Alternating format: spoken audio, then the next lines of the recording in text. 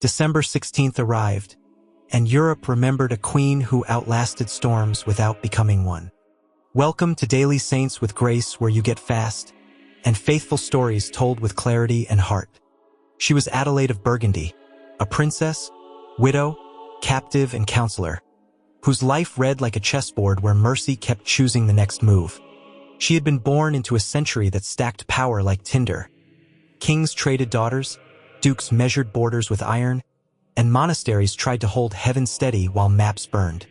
Adelaide grew up in that furnace. She learned to read faces before letters, to keep silence when rooms grew sharp, and to pray in such a way that fear lost its balance. By the time she wore a crown, she already knew it weighed more than it shone.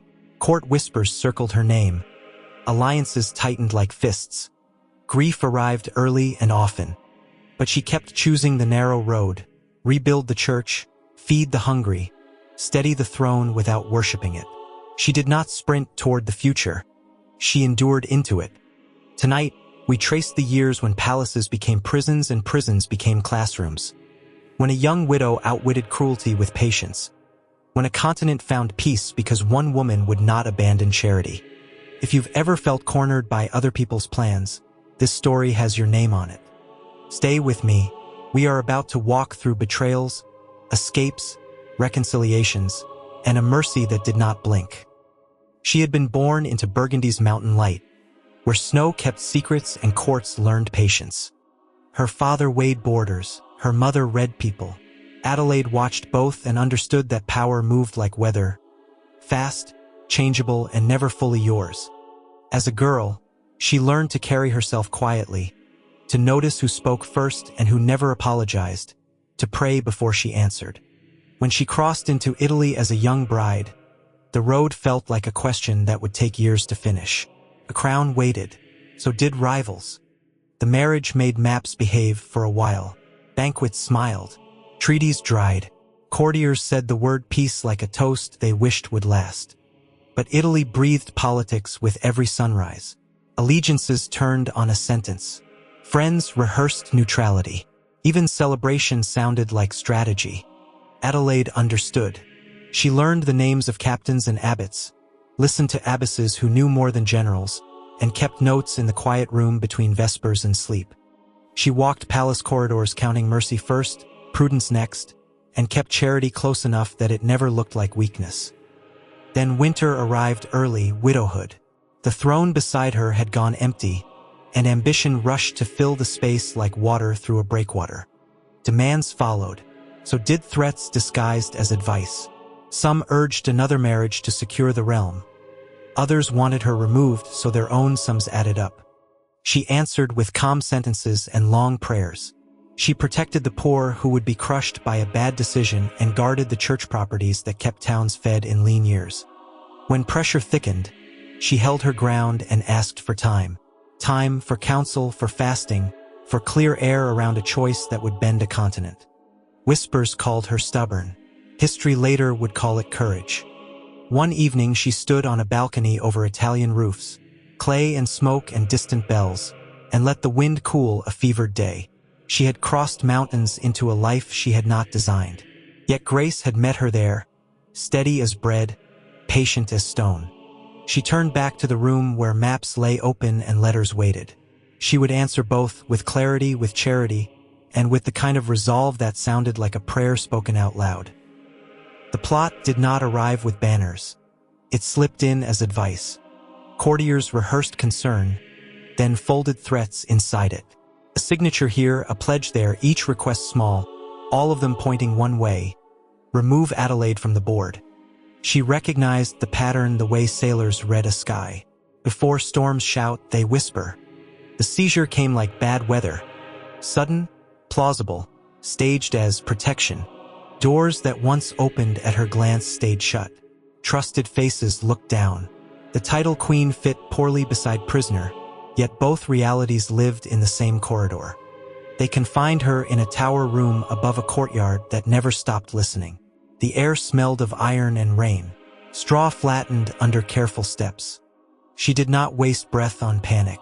She counted windows, guards, habits.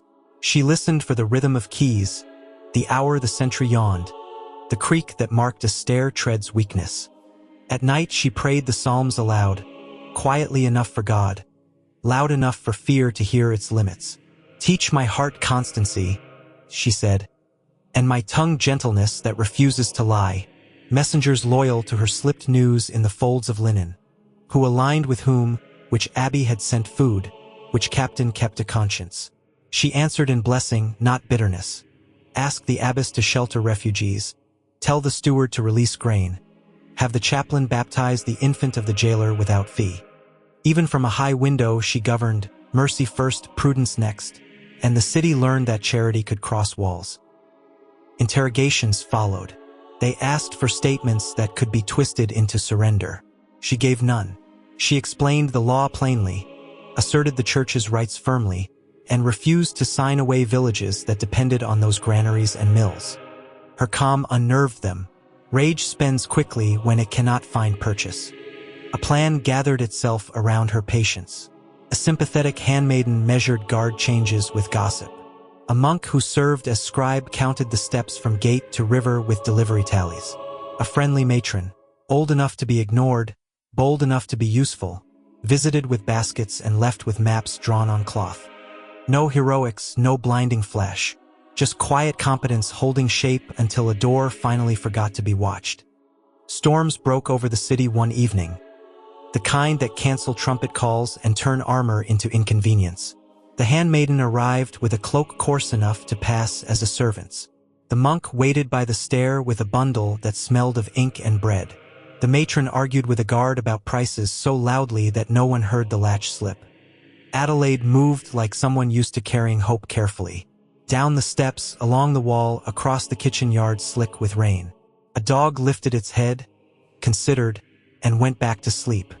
They reached the gate that opened to the river road. The monk pressed a rosary into her hand, the wooden beads still warm. "Go, my lady," he whispered, "and take us with you in your mercy." She nodded, not as a queen granting favor, but as a woman receiving grace she planned to spend. The storm covered their tracks. The road received their feet. Behind them, the tower swallowed its secret and the city turned the page it did not deserve to keep. She did not mistake escape for victory. Survival had only purchased purpose.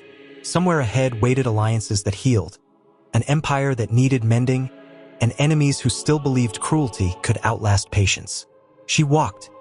She reached friendly ground thinner than she hoped and stronger than she feared. Beyond it stood a ruler whose maps kept meeting her name, Otto, a king who understood that a torn Italy could fray the whole cloth of Europe. Envoys moved first.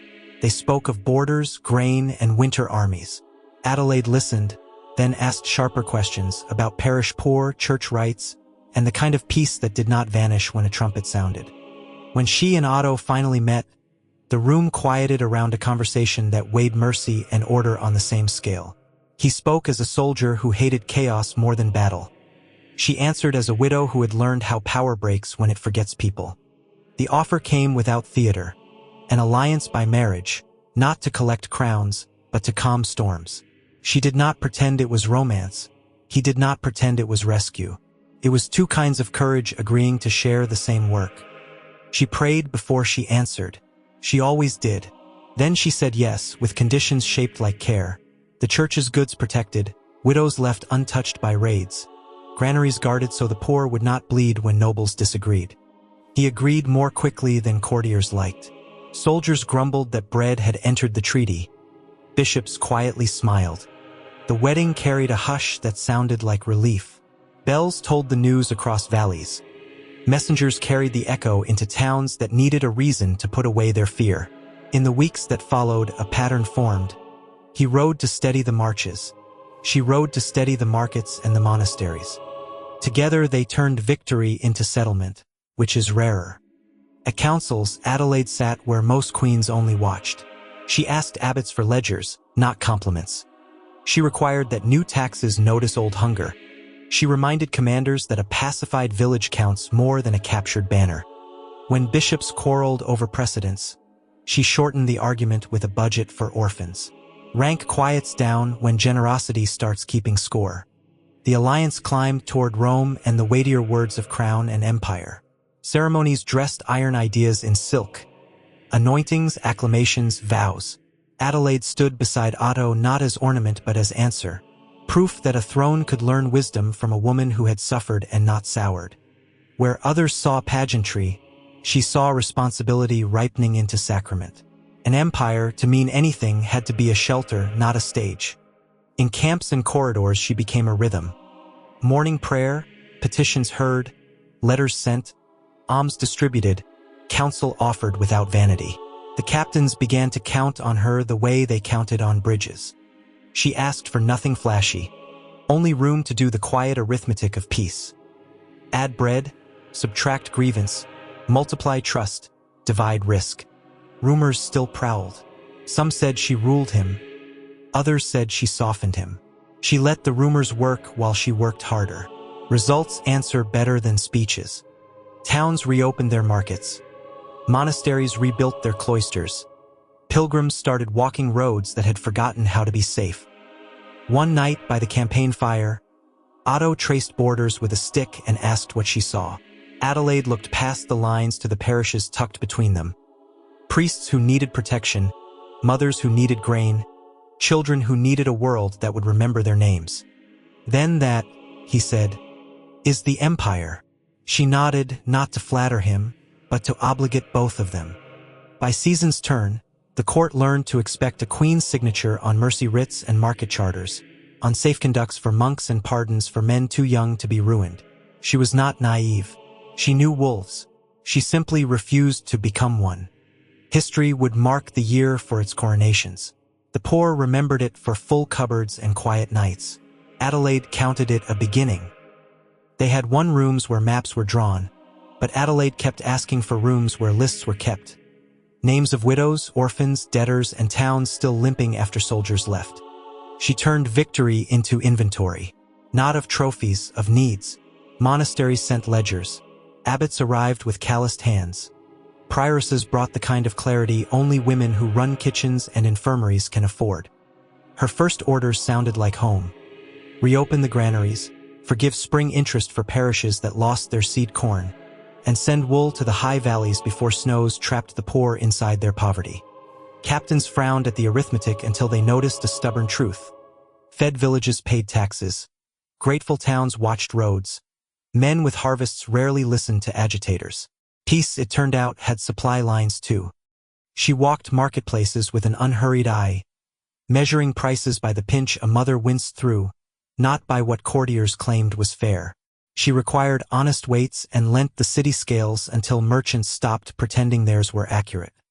When the guild protested, she offered to post the names of stalls that complied. Reputation did what threats could not.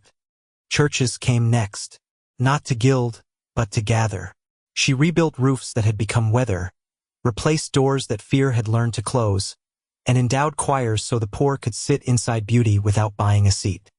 At one ruined chapel, she carried stones herself, small ones but in public, until nobles shifted from watching to lifting. A queen who worked made idleness look shabby. She wrote to distant abbeys with a tone that mixed courtesy and command. Protect the traveler, feed the stranger, teach the psalms to children whose fathers had not returned. She insisted that every monastery keep a guest room stocked, a lone chest funded, and an apothecary shelf labeled by someone who could actually read. When an abbot answered with excuses, she rode there and left with volunteers who had suddenly remembered they were monks. Not everything obeyed. Banditry survived like mold in damp corners. Adelaide pulled it into daylight with amnesties that required restitution, not humiliation. Men who feared gallows learned to prefer paying back, brick by brick and coin by coin, under the eyes of the neighbors they had wronged. Where cruelty demanded spectacle, she demanded repair. Villages healed faster that way. Courtiers expected decrees. She offered visits. She sat in parish porches listening until names replaced numbers. A boy with a cough. A widow with a field too large for one pair of hands. A clerk who could copy but could not count. Each left with what mercy could afford. Herbs, a hired team for harvest. A place in the chancery school with sums and letters taught side by side. Teach them to reckon, she told the chancellor. so no one steals their years with ink. In councils she kept returning to the same refrains. No new levies without winter stores. No garrisons without market days. No campaigns without a plan for the children left behind. She did not romanticize the sword.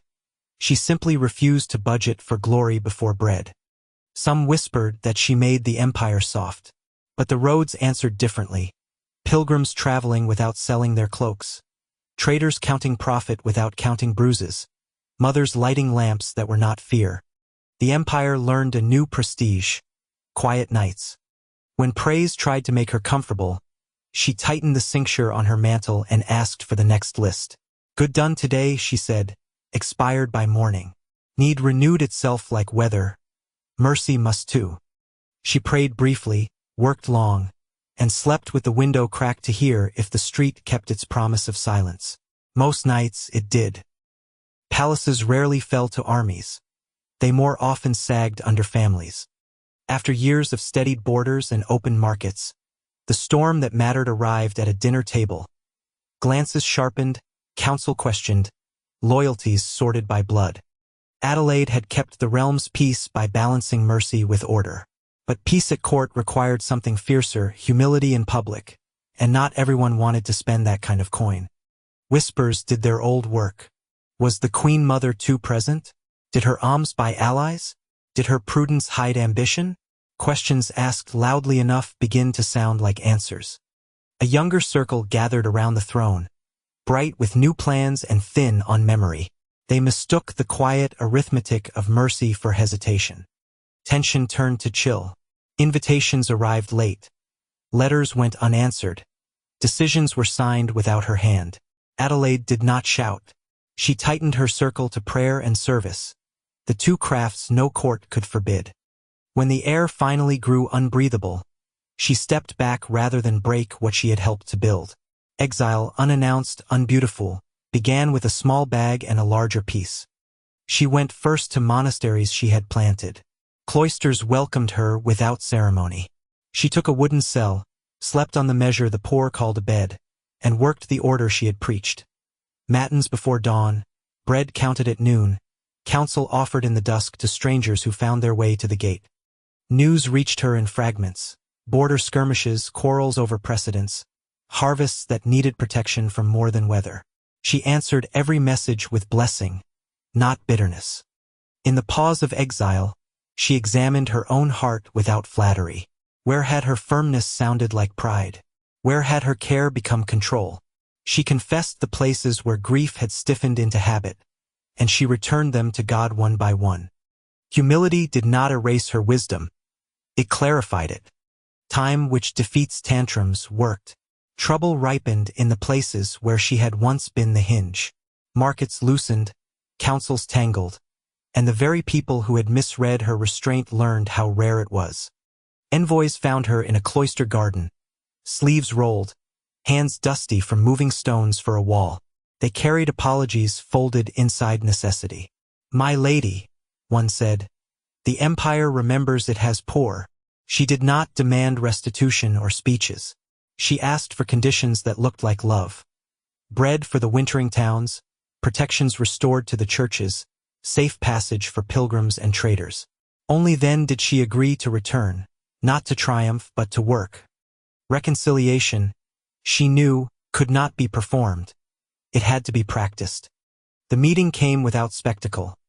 Two women long at odds, each with reasons, each with wounds. Adelaide spoke first of duties, not of debts, and laid her palm open on the table like a document that could be read from every side. She did not rehearse injuries. She offered shared labor. You take the marches. I'll take the markets. We'll meet at the monasteries where the poor keep the calendar. The thaw did not arrive as spring does. It arrived like a door that stopped sticking. She returned to court lighter than when she left. The crown still weighed what it weighed, but she carried it as permission to serve, not a right to be obeyed. Those who expected revenge found schedules, budgets, and visits to parishes. Those who expected sorrow found laughter that did not pretend but refused to sour. Forgiveness did its quiet miracle. It released her from yesterday and returned her to the only day she could actually spend. Today. Markets reopened. Letters traveled with fewer knives hidden in them. Children played in courtyards that had learned to stop echoing arguments. A realm that had flirted with pettiness remembered magnitude. And the woman who had been a rival on paper became, again, a partner in the work that outlasted both of them. When the bell for Compline sounded that night, Adelaide stood in the chapel's cool and let the candle smoke braid the last of the bitterness out of the air. She had not won. She had remained. Sometimes that was the larger victory. Regency did not arrive with a fanfare. It arrived with responsibility written in a child's handwriting. When succession placed little hands near the scepter, Adelaide stepped forward the way a harbor meets a storm, not loud, just unmovable. She had buried a husband, made peace with rivals, and learned the mathematics of bread. Now she learned again the craft of guarding a future that could not guard itself. She built her council like a choir. Not the loudest voices, but the ones that kept pitch. A captain who could count casualties and winters. A chancellor who could count coins and consciences. An abbess who could read both Latin and runes. 3 merchants who knew exactly how far a tax traveled before it broke a back. She told them the rule that had carried her through. No decision that forgets the poor survives its consequences. Her mornings began in the chapel where the candles remembered names better than courtiers did. After prayer came school. Princes at a long table with wax tablets and abbaci. She made the heirs prove sums in front of the steward whose ledger paid soldiers and bakers. If you cannot count, she said, someone will count you. They read the Psalms until the boys could hear courage in the meter. They copied letters to abbots and prefects until gratitude became grammar. On the road, she traveled like weather that made crops possible, quiet, regular, restorative. In border towns she met captains before they met trouble. In market towns she stood beside the scales before the scales lied. In monasteries she checked the guest room before a traveler needed it. The empire learned her rhythms and found itself breathing easier. Disputes still arrived. Inheritances that split villages. Mills that sipped too much from the river. Guilds that guarded privilege like a relic. Adelaide insisted on hearings where the poorest voice spoke first.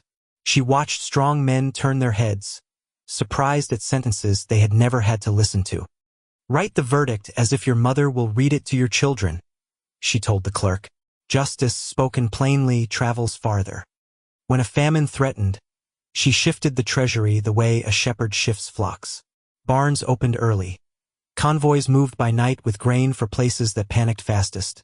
Seed was protected from hungry hands by guards paid extra to keep their own families fed. She refused to let desperation become policy. Winter did not win. Spring returned to fields that had not been abandoned. She trained envoys to speak like bridge builders. Carry promises you can keep, she said, and keep them so precisely that our enemies start using the word neighbor. Some borders softened. Some stayed sharp. She wasted no piety on pretending wolves were sheep. She simply built fences that didn't cut the pasture in half. The quieter kind of security, roads lit by confidence, took hold. At night she taught the princes what maps never show. How to lose without breaking, how to apologize without bargaining, how to forgive without forgetting the lesson. They practiced on small hurts, spilled ink, a careless word to a servant, until humility became muscle memory. Power, she told them, isn't what makes men obey. It's what makes you answer to God for them. Letters from old rivals still came, smelling of strategy. She answered with candor and dates. We can do that, she'd write. After the harvest is in and the bridges are repaired. Come then, we will eat first, argue second. It is difficult to hate a woman who feeds your messengers. More than once, a border quarrel ended because bread talked longer than trumpets. When praise tried to canonize her while she was breathing, she shook her head and sent the scribe to the infirmary with a basket of citrus for fevers. If I begin to believe I am necessary, she told the abbess, God will remind me I am borrowed. And still the empire leaned, without spectacle, on that borrowed strength. Markets closed each night without alarms. Children learned letters in towns that had previously learned only rumors. Soldiers drilled, yes, but they marched past fields worth defending. In the chapel's dusk, She stood beside the small princes as they mumbled the final psalm. Their voices stumbled, then found the cadence. She smiled not at talent, but at habit being born. This was regency as she defined it. The long obedience of a grandmother, spending her name Adelaide so taught that it to to remember remember doorways. She had learned on the road that safety was not a speech but a sequence. A roof, warm bread, clean water, a listening ear. Monasteries, she decided, would be the empire's lanterns, lit every 50 miles, steady in all weather. She visited the houses she had founded and the houses that had founded her. At each gate she asked the same questions. Who slept here last night? Who was turned away? What do you need that you are ashamed to request? Abbots tried ceremony. She answered with inventories. Prioresses smiled, understanding immediately, and brought ledgers that smelled like flour and ink. She wrote a simple rule for guests, short enough to memorize, strict enough to matter. A hot drink in the first cup. A basin and towel before questions. Bread before advice. The scribes copied it on parchment and, at her insistence, on wooden tablets hung by the door so even the illiterate could point and hold the monks to it. Scriptoria hummed. She did not pad them with vanities. She asked for psalters, gospels, and useful books, herbals with real drawings, arithmetic sheets for market towns, homilies clear enough that a deacon with stage fright could still feed a village. She funded bursaries for girls who showed quick hands and quicker minds. Teach them to bind books, she told the abbess, and they will bind communities. Pilgrims noticed. Roads that once traded in rumors began trading in directions. There is bread at St. Martin's, a clean bed at St. Agnes, oil and vinegar by the door at the little priory by the bridge. Carters who did not pray still blessed her name because the guest fires made winter drivable. She standardized measures across markets tied to those cloisters. Weights that could not cheat, yardsticks that did not shrink, and grain scoops stamped with a modest cross so a buyer could trust a stranger's hand. Merchants grumbled until they counted the savings when disputes died at the scale instead of in court. When relics drew crowds, she planned for people, not for prestige. She required separate queues for the weary, the sick, and women with children, and posted rotas of brothers trained to spot fevers before they became outbreaks. Charity, she liked to say, should also be competent. Season after season, the great feasts ended with no riots, no shortages, and stories of kindness traveling home faster than wagons. She wrote to bishops with the same steady pen. Keep a room with a bed in every rectory. Keep a chest with loans in every deanery. Teach 2 apprentices, one to read, one to reckon, in every parish that can spare a crust. Where money failed, she sent linen, iron, and beeswax. Where hands failed, she sent women who knew how to turn chaos into kitchens. Not every house cooperated. A wealthy abbey prized silence so highly it forgot the hungry. Adelaide arrived unannounced, ate in the refectory, and then stood in the doorway until the cellarer opened the storeroom. She did not scold. She distributed. By Compline, the abbey had remembered its founder's rule, and by Lauds, the poor had remembered that the church kept its promise. Reform, in her hands, looked like habits corrected by habit. She also kept an eye on the roads themselves, bridges that needed planking, mileposts that needed replacing, patrols that needed enough pay to prefer honesty. Towns began painting small markers. A loaf, a basin, a lamp. Even a stranger could read the language of welcome. Some called it policy. Pilgrims called it mercy made predictable. On a spring evening, she paused in a cloister garden while novices recited the psalms to bees and basil. A woman from far away, carrying a child, stepped through the gate with the look travelers wear when the day has been too long. Adelaide saw the porter rise without prompting, the basin already in his hands. She smiled. Systems worked when love had learned them by heart. Before bed she wrote one more letter, this one to a gruff margrave who praised iron but forgot bread. She asked for a guard detail to rotate monthly through the passes near a small priory where the guest room was always full. Protect the lamp, she wrote, and you protect half your province. The answer came back stamped and simple, done. That night the bell tolled gently over a corridor lined with straw sandals drying by the hearth. She walked it slowly, touching doorposts the way a mother checks sleeping children. The empire had not grown larger. It had grown softer where it mattered, at the hinge where a stranger became a guest. Grief did not ask for appointment. It arrived, letter by letter, bell by bell. The emperor's chair went empty first. Rooms learned a new echo. Couriers slowed when they handed her the news, as if time might change its mind if they did not speak. Didn't. Adelaide received sorrow the way she received ambassadors. Standing, composed, already praying. The court dressed in black and argued about tomorrow. She dressed in work and tended today. The princes needed steadiness. The widowed needed bread. The monasteries needed a calm hand on the tiller until spring remembered its job. Between councils, she knelt in the chapel where wax still pooled from the last vigil. Tears came like weather, sudden, ordinary, unashamed. She did not fight them. She offered them. More names followed into the dark. A friend gone to fever. A captain taken by a fall. A child who outlived her laughter but not her mother's arms. Each loss pressed a fingerprint into her prayers. The world kept asking for signatures while God kept asking for surrender. She gave both in their order. Loneliness tried its old tricks. Lists at midnight, doubts in the hinge hours, memories that edited themselves kinder than they were. Adelaide answered with rhythm. Psalms at dawn, alms at noon, counsel at dusk, and the honest sleep that visits rooms where no one is plotting. She simplified the court until gossip had nowhere to sit. Fewer audiences, clearer budgets, visits that began with the sentence, "Tell me the truth," as if the poor were listening. When bitterness offered itself like armor, she chose poverty of spirit instead. She sold a piece of jewelry to finish a bridge the winter floods kept biting.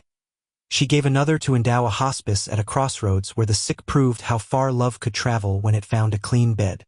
Courtiers frowned at the ledger. Carters blessed the lamp. In letters to far abbesses she wrote with new tenderness. Teach the novices how to lose without unlearning joy. The world needs women who can carry sorrow without handing it to someone else. To a prince who wore his crown like a grievance, she said, "Grief is not a strategy. Govern your pain until it learns to serve." She took one long pilgrimage that winter. No entourage, only a few guards who knew how to be quiet. At each church she lit a candle for the dead and one for the living who would have to be brave in their absence. The roads were honest with her. Ruts, frost, smoke from kitchens, a child dragging a stick, an old woman laughing at a joke the wind might have told first. Life had not stopped. It had changed key. At a small cloister by a river, the infirmarian placed her hand over Adelaide's and named, without drama, the saints who had died there. "We grieved," she said, "and then we made soup." The sentence was not flippant. It was an operating manual. Adelaide smiled and copied it into her heart. Faith rightly worn, fed. Returning to court, she trimmed ceremony like a vine that had forgotten fruit. The memorials were brief, the budgets generous, the pardons finely measured so justice did not bruise mercy and mercy did not erase consequence. From the balcony she watched a snowfall stitch roofs into one white cloth. The city looked held. She prayed that people felt the same. By spring, the edge of grief dulled into gratitude. She could speak his name without breaking. She could remember the sound of his laugh and let it instruct her. Be brave, be clear, be kind first. She began one last round of foundations, hospices for travelers, schools for reckoning and reading in the same room, a convent where women who had lost much could learn how to give again. Whenever she entered a town newly repaired, the bells rang not as for conquest but for continuance. Children ran beside her horse. Old men blessed her mantle. Bakers brought bread she did not need but accepted because saying yes made giving sweet for the giver. At night she slept with windows open to the sound of a city unafraid. She had not defeated sorrow. She had befriended its lessons until they taught her what power is for and what love sounds like when it stops performing. And in that winter that finally learned how to end, Adelaide discovered the mercy she had spent on others was the mercy that now held her. In the end, what she built did not glitter. It worked. Adelaide's last years looked like careful handwriting. Steady lines of mercy copied onto places that had run out of ink. She traveled less and listened more, letting abbesses, merchants, widows, and young clerks read the future to her in needs and names. She signed charters with the same three intentions she had carried through storms: protect the poor, free the church to serve, and make peace the default. She chose a final house, Celts by the river, quiet enough to hear God think and busy enough to keep love honest. The monastery rose with simple bones: a guest hall wide as a parish, an infirmary that smelled of rosemary and soap, a school where children learned to reckon and read on the same bench. She insisted the kitchens sit near the door, so the first smell a stranger met was bread. "Let welcome be ambient," she told the cellarer, "so even shame can breathe." There were farewells untheatrical and whole. Princes came, awkward with gratitude; soldiers, stiff with respect; market women, loose with laughter and tears; monks, embarrassed to discover that wisdom looked like a grandmother who remembered who owed whom a chicken. She blessed each with sentences tailored like cloaks. "Spend truth gently. Let your strength be repair. Keep a ledger of kindness. Balance it nightly." One winter afternoon, she walked the cloister with a novice who worried she was not holy enough to stay. Adelaide smiled the way candles do at Compline. "Child," she said, "holiness is when love learns your schedule. Keep showing up. God will do the rest." The novice wrote it down and, later, became the abbess everyone thanked without remembering when they started. Her last illness arrived like an overdue guest, polite, certain, unafraid of silence. She did not bargain. She prepared. She asked the infirmarian to open the window a finger's width so the town sounds could sign the final page. Hooves on stone, a bell from the quay, children arguing about whose turn it was to carry bread to the guest hall. She asked that no extra candles be wasted on spectacle. The poor, she said, lit better lights when they ate. On her final morning, she received the Eucharist with a steadiness that taught the room how to breathe. Then she dictated one last letter, not to a king, but to the kitchens and guest rooms she had sown across the realm. "Keep the basin by the door. Keep the water warm. Bread first, advice later. Remember, every guest is someone's prayer, arriving."